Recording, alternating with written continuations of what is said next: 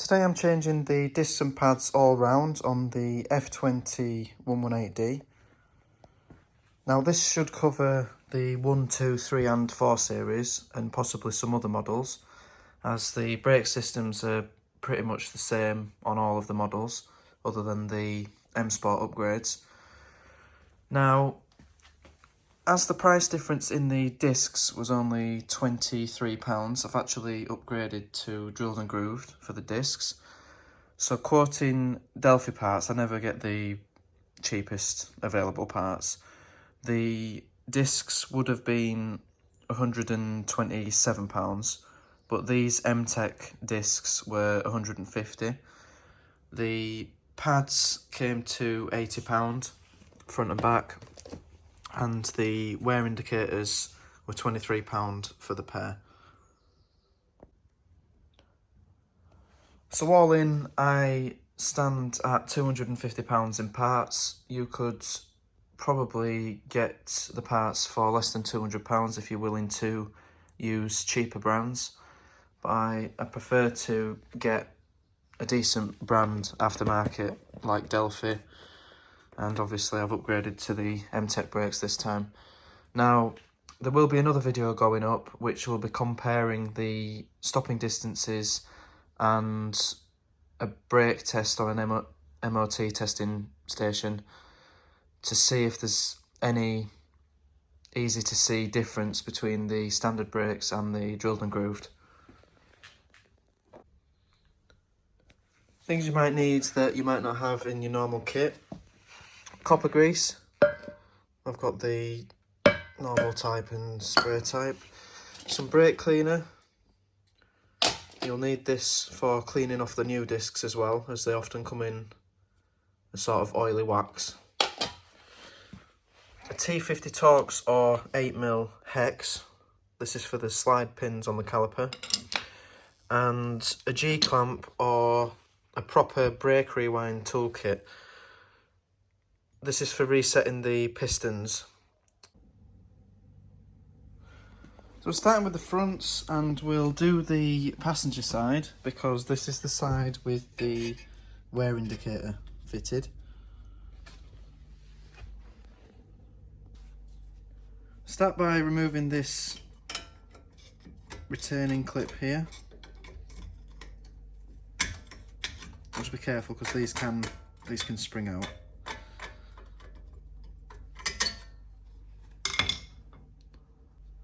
If it helps, turn the hub, giving more access to the caliper.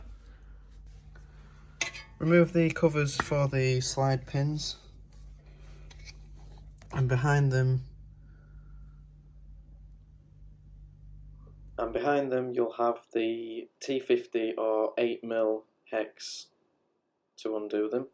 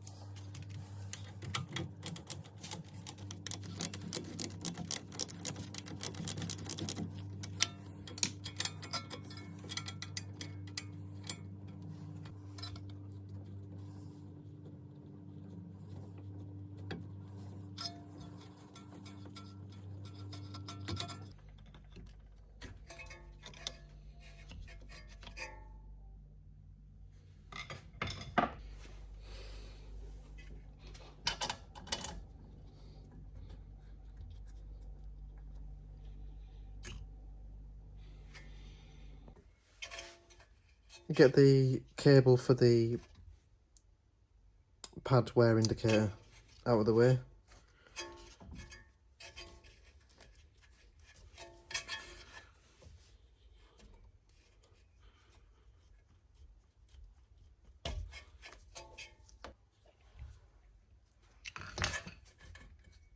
Now, if we push the rear pad in a little bit, we're changing the disc as well, so it doesn't matter if we damage the disc. Obviously, if you're not changing the discs, don't damage the discs by prying against them.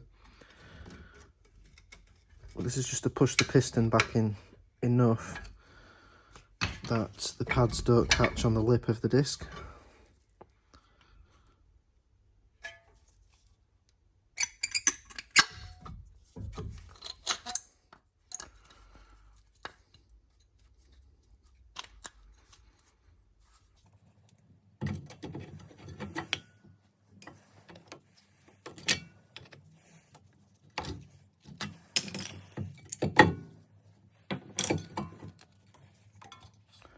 Try to hang the caliper somewhere that it won't strain the brake pipe.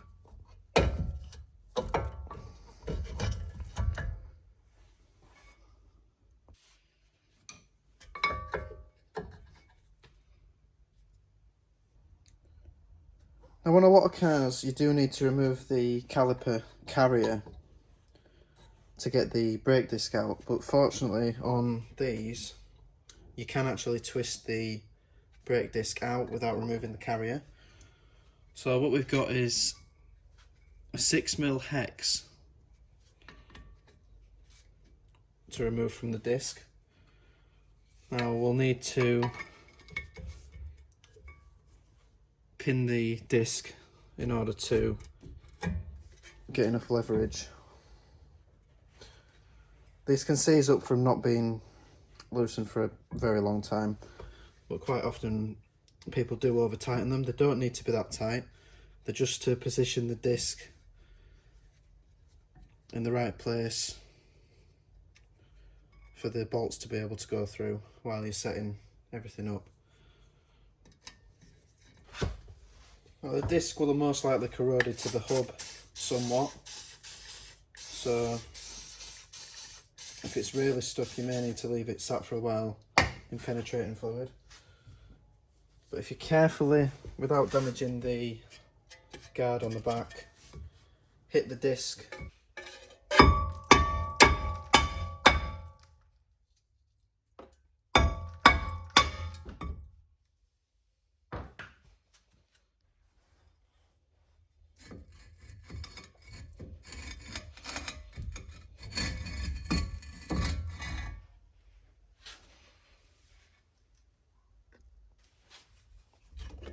now give everything a clean.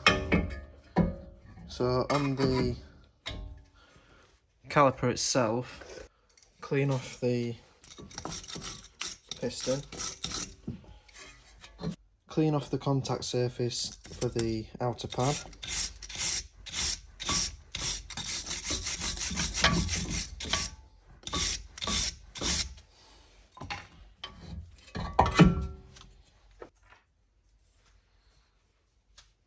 and to reset the piston, just check behind the dust cover, stick some penetrating fluid in there, make sure it's in good condition anyway. And providing the caliper is in good condition, you'll very easily be able to push the piston back into the caliper without the need for a rewind tool.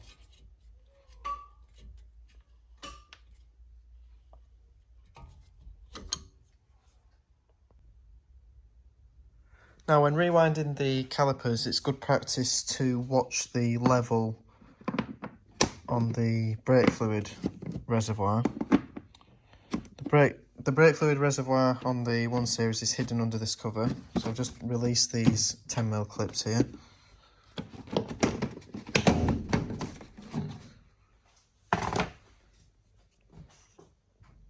And what tends to happen is some people refill the reservoirs which are only low because the pads need changing. So as the pads reduce in size, more fluid is sat in the system. So what you'll want to do is watch that it hasn't been topped up and about to overflow like this one is. And if you don't have a pipette or a syringe, your only option might be to use a rag to soak up the excess. This will probably take quite a while, but there isn't a lot of fluid in the system. It's a very small amount that is actually used by the braking system. So this doesn't actually rise that much from resetting the pistons. So just keep an eye on it, because we've got the backs to do yet.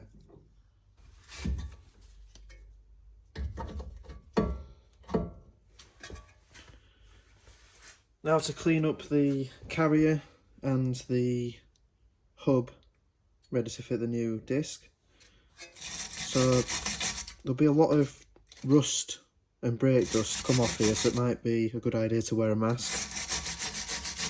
And cleaning where the pads slide against the carrier.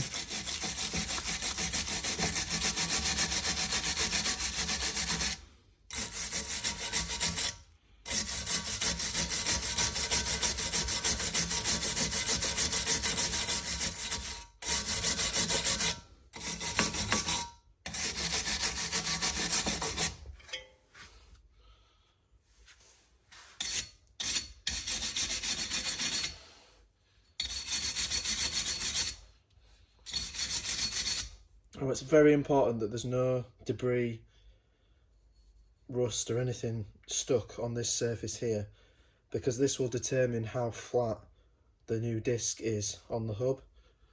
And the last thing you want is a disc with any run out. This causes many issues. So just make sure that there's no debris sat anywhere that can get stuck behind the disc when you fit it.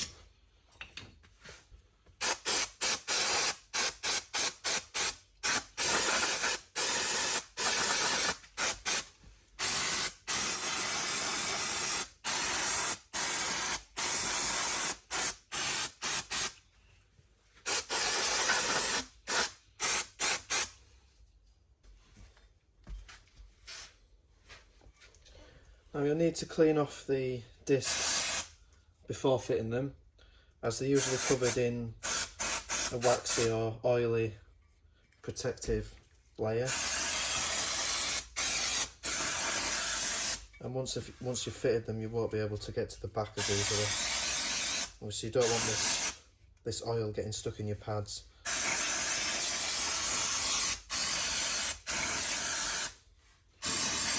Just check that there's no debris on this mating surface between the disc and the hub.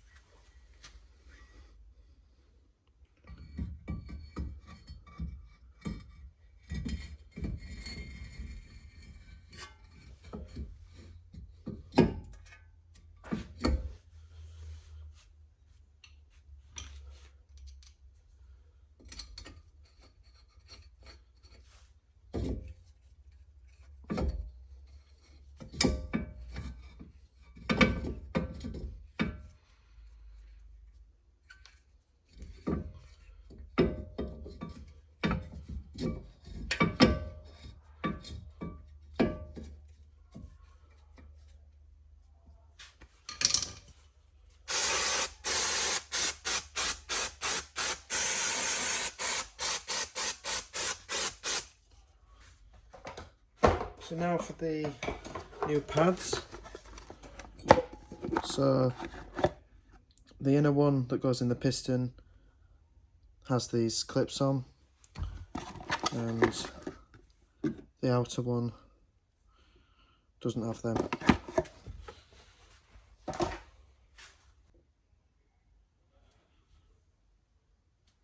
So without touching the brake pad surface, we're placing some copper grease around the back of the pad and on the clips. These are just the contact points on the piston.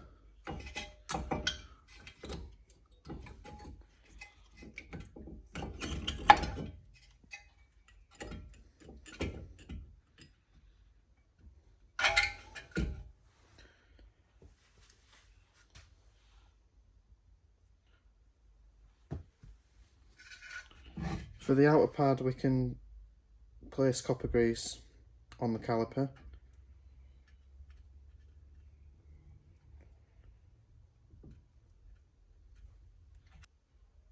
And then without touching the disc, a little bit on the carrier where the pad slides.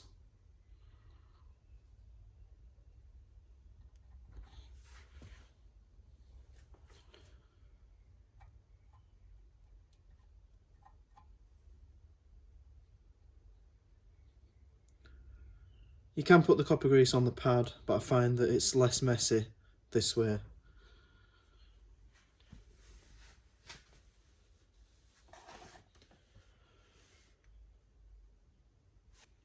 So now the outside pad can be slid into position. When repositioning the caliper, make sure that the brake hose hasn't got twisted.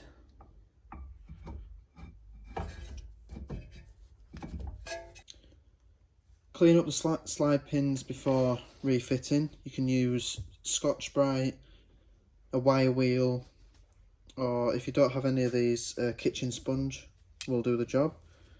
So just want to get all the contaminants off.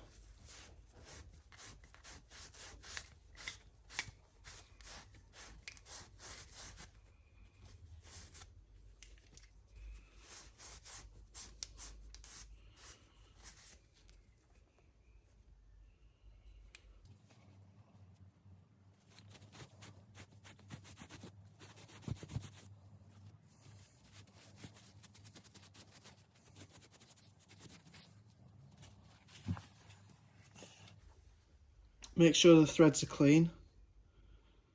I've very commonly seen these cross-threaded, so you want to be careful when refitting these. And once you've got the threads and the main surface clean,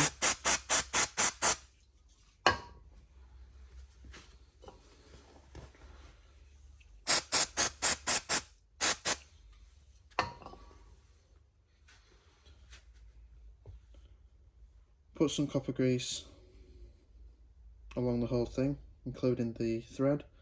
Doesn't have to be that much, but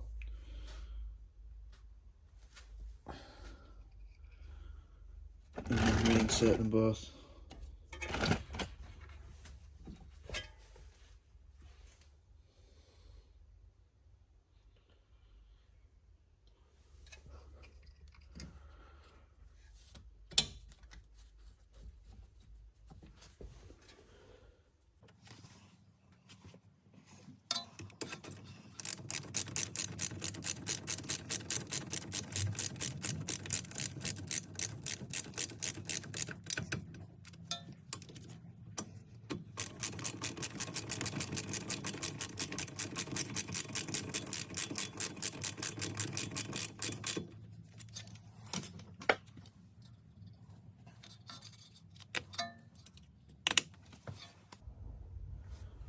Now finally we can finish removing the pad wear indicator.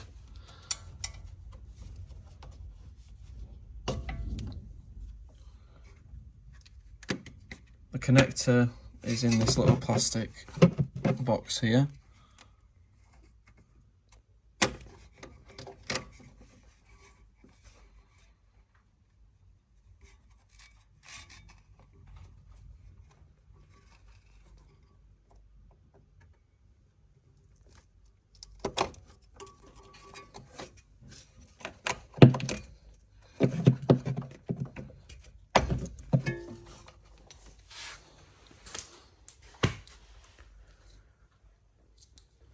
And we're just replacing this with the new one.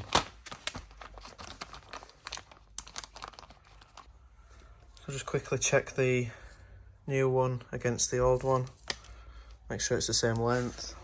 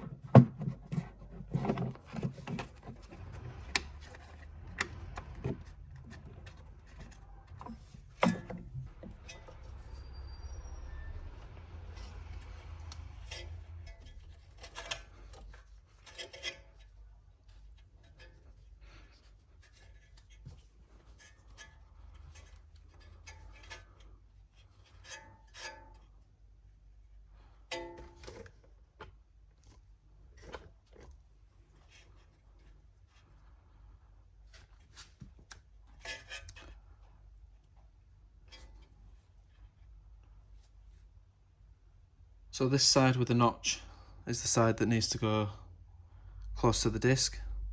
The flat side close to the piston.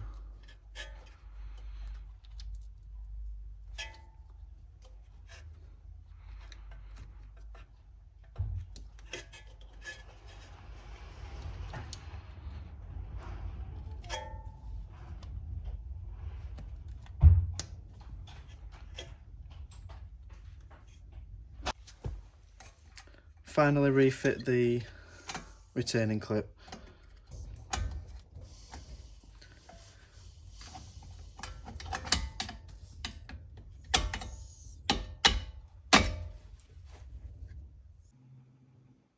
So now we're on the opposite corner of the car because the pad wear indicator on the rear of the car is on the driver's side, and it follows this longer route around the back of the spring and up into this area here. 10mm nut there.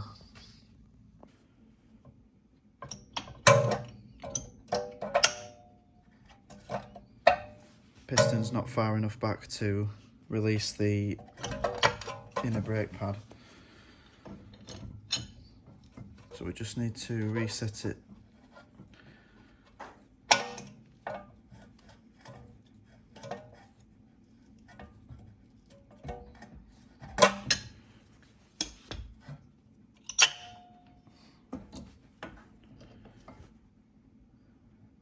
Now you can just snap the pad wear indicator.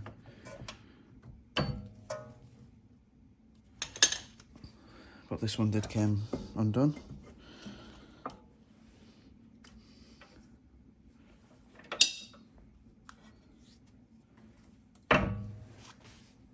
Now the only difference we've got on the rears is that the caliper carrier needs to be removed to be able to get the brake disc off, and the rear brakes are slightly different because we have a drum in disc, so there's actually brake shoes behind here which are for the handbrake. To remove the carrier, we've just got two 16mm bolts.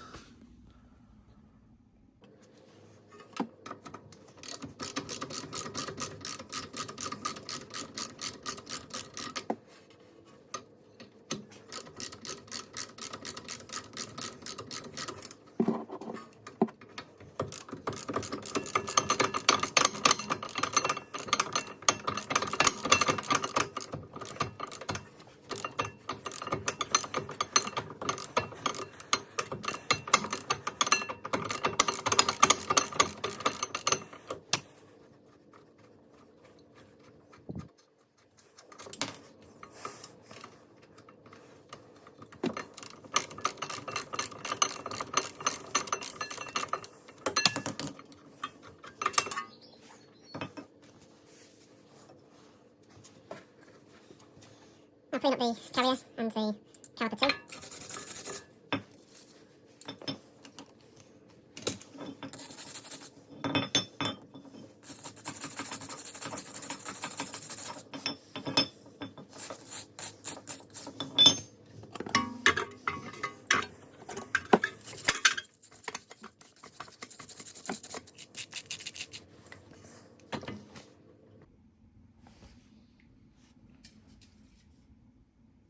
Now this will most likely be seized on a little bit, same as the fronts. And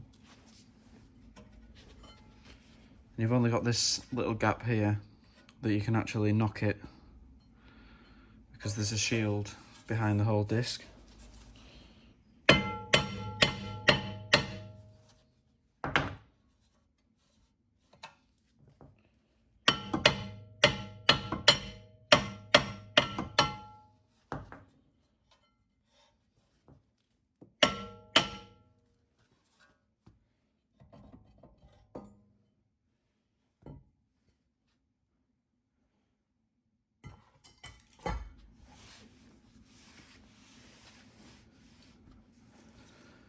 Now you can see the brake shoes. So obviously while you've got the discs off, check the condition of these and check that they don't need changing.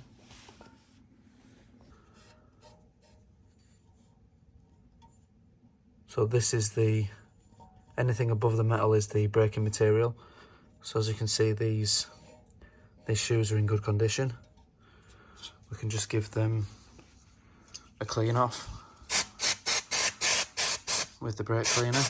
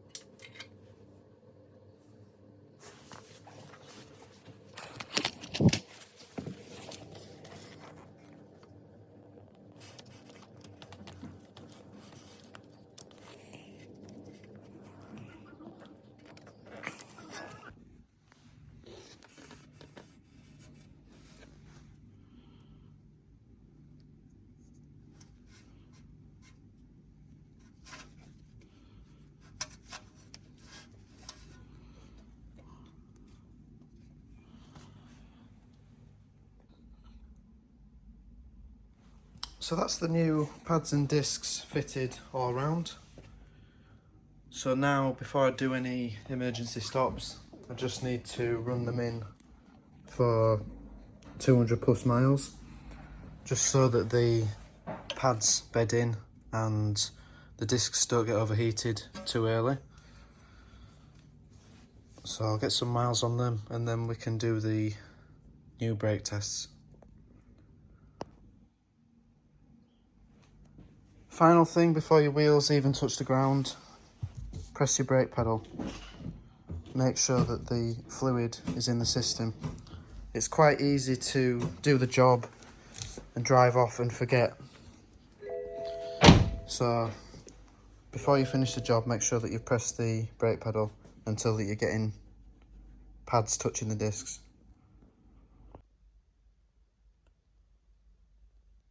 The final step is to reset the service indicators. So turn on the ignition and wait for the service light to go out. Then hold this button here.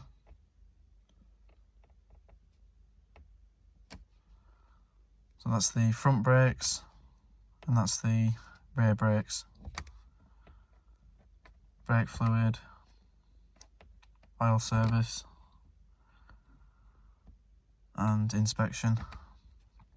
Now make sure that the time and date are correct on the car, and if there are any error messages such as bulbs needing changing, this won't be possible.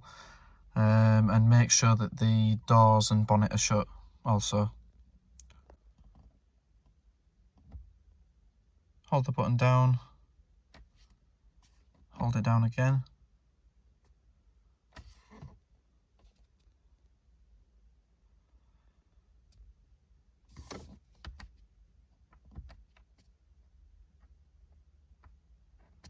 Do the same for the rear brakes.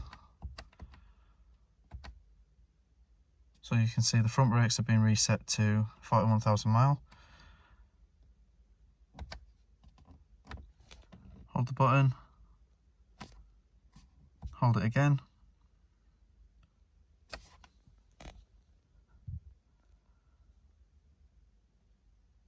And that's both indicators reset.